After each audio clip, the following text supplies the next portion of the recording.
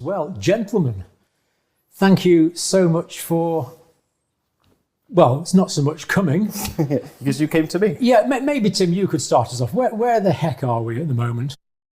We're in a little conservation village up in the central belt of Scotland, and in a church conversion that took me about 5 years to do. So I'm still recovering from the stress of all that. I can imagine.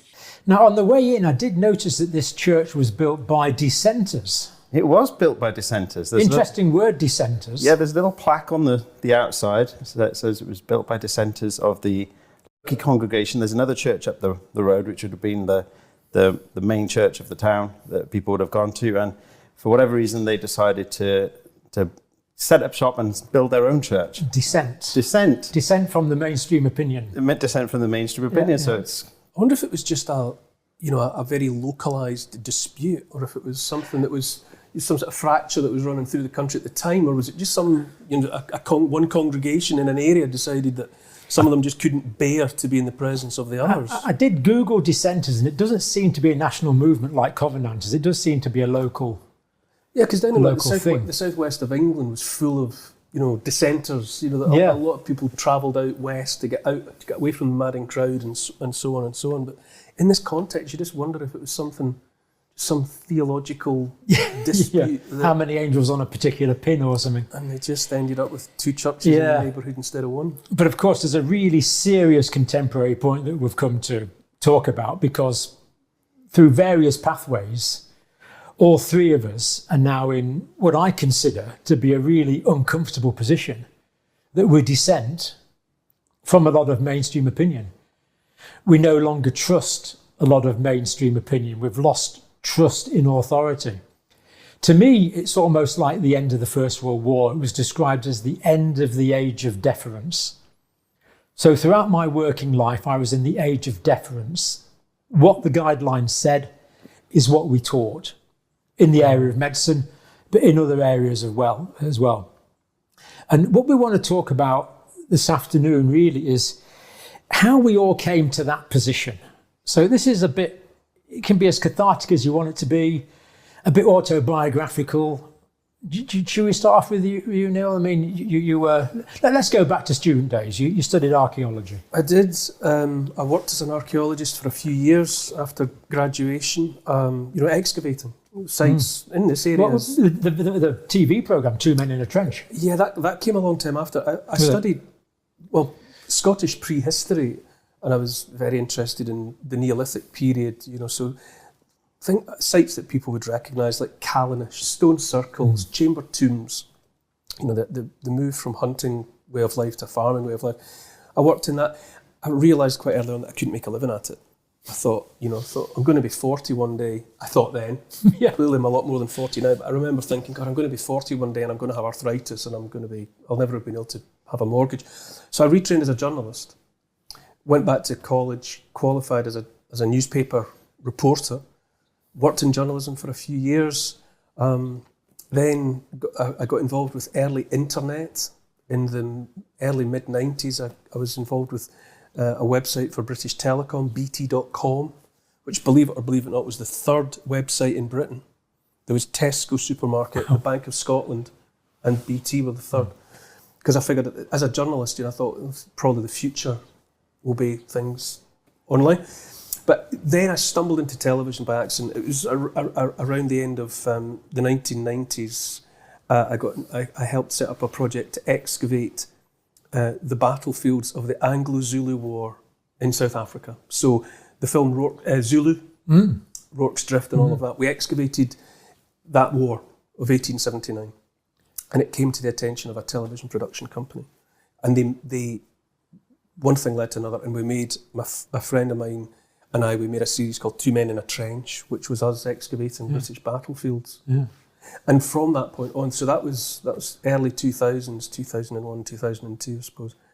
And from that point on, I've always been involved in television or broadcast, one way or another. And that was the case for me right up until the COVID debacle. But the Coast series was your big one, absolutely. Really, Coast was a hugely popular series that I was part of a team that presented that. I also made Coast in Australia. I made Coast in New Zealand. That's why, I call myself on social media the Coast Guy, because people would come up to me in the street and they didn't know my name, but they would say, "You're the Coast Guy." So hence all of that. So I made that for the BBC. I was very much in the establishment, I suppose. I was the president of the National Trust for Scotland. I was an ambassador for a veterans charity called Combat Stress. I was an ambassador for the Association of Lighthouse Keepers. All very legitimate, worthy causes. Yeah, all very much establishment, I suppose. And then when the COVID adventure started for all of us, I didn't like what I saw. Not right away. I believed to begin with, I thought something desperate must be coming. It must be a very dangerous illness. So I was paying attention to that and I thought, well, maybe lockdown is the right thing to do. I don't know. What do I know? But quite quickly, really because of the impact it was having on my ability to pay the bills, I started saying, hang on a minute. And from that point on, inadvertently, not really thinking it through, I ended up becoming someone who was dissenting, I suppose, at least asking questions. And that has radically, right down at the existential level, altered my life. And now I find myself where I am, which, as you say, is in this post-COVID phase of my life, where all of my connections to all of those things that I previously name-checked ended. People distanced themselves from me, organisations distanced themselves from me, one way and another.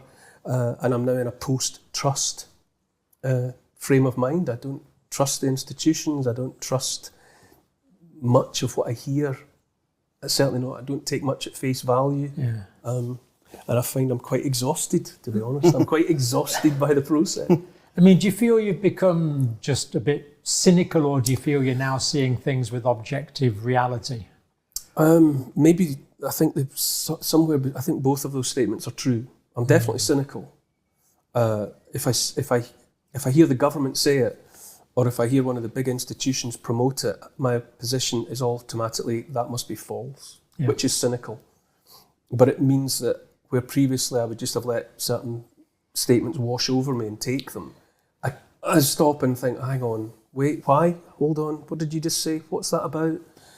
So I'm definitely cynical, I'm definitely questioning, but I am exhausted by it, because I feel, I said the other day actually, in another context, that the bit in the movie, the thriller, where the kidnapper takes the mask off, and on behalf, as the audience, on behalf of the captive, that's not going to end well, because it now doesn't matter that they know that you know who they are, so you're not going home. I feel that that's the relationship I feel that I have now with authority, that my world of before, I'm never going back there. No. And they know I know that. Yeah. They know I know that, and they don't care, because it doesn't matter, because that world of before, my life of before, I can't go back to anyway. Would you, is the part of you that thinks, those old securities, no matter how delusional, were somehow strangely comfortable? Well, or do you? Are you prepared to sacrifice your comfort for knowing the truth? I can answer that 100%. I don't regret a thing. Yeah, it's been extremely uncomfortable. I mean, your analogy of the First World War is quite opposite, I would say, because obviously that was a terrible agony for everyone involved. Yeah, but people, that trusting relationship that had existed between the people and the rulers, their government, was fractured for all time. That trust was gone. It's not coming back. And the big houses, with the aristocratic family and the massive staff, that symbiotic relationship based on trust and mutual need and mutual dependency, gone. If you want to watch the rest of that brilliant interview with Dr. Kelly, Dr. Campbell and Neil Oliver, I'll leave links in the description for this little video. That's just a little 10-minute teaser. The whole video is about hour and a quarter long. So it's brilliant interview. They go into chatting about all sorts of different things, but well worth watching if you haven't seen it already on Neil or Dr. John Campbell's channel.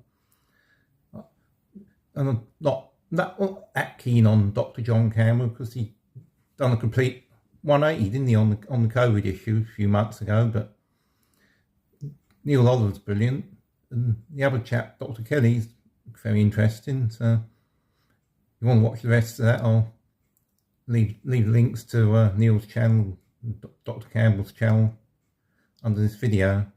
So I've caught up with all Neil Oliver's monologues, what I've been uploading to this channel. He hasn't put any new ones up for 2 or 3 weeks.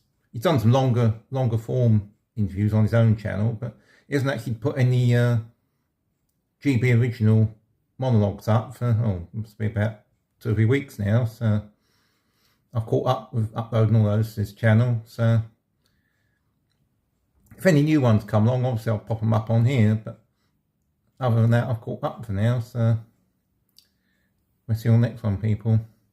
So keep watching, like and subscribe, and you can go back and watch all Neil Oliver's monologues for the last 2 or 3 years that I've put up on here. I must have uploaded, I think there must be about 130, 140. So plenty to watch if you want to go back and have a look. So peace out, people. We'll see you on the next one.